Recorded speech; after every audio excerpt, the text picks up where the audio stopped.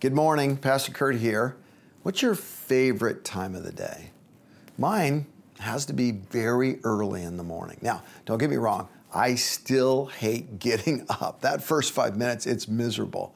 But once you actually kind of sit down with a cup of coffee, open up the Bible in front of you, I love that sense of the stillness. You know, you can hear God better when there's less ambient noise around you. That's exactly what happened to the boy Samuel. In 1 Samuel chapter 3, verse 10, it says this, "The Lord came and stood there at his bed, calling as at other times, 'Samuel, Samuel.' Then Samuel said, 'Speak, for your servant is listening.'"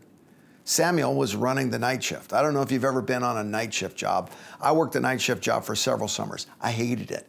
In the middle of the night, I'd always think to myself, the entire world is sleeping peacefully while I'm here working. Samuel was working the night shift, and that meant early in the morning, he was kind of in and out of sleep. And that's when God stood over him, looking at him. Ooh. Hey, Curt, you doing a devotional? I am doing a devotional. Pastor Ray, everyone. Sorry about that. I'm sure. No. Your book, Kisses from Katie, just arrived. Wanted you to have that. Awesome. And your wife called, wants to know who Katie is. Okay. Okay, back to my thought here. Very early in the morning, there was no interruptions, like that interruption right there. And here's what happens, two dynamics. First of all, God speaks when it's quiet.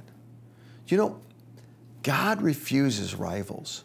There's a reason that he came at the end of that shift early in the morning.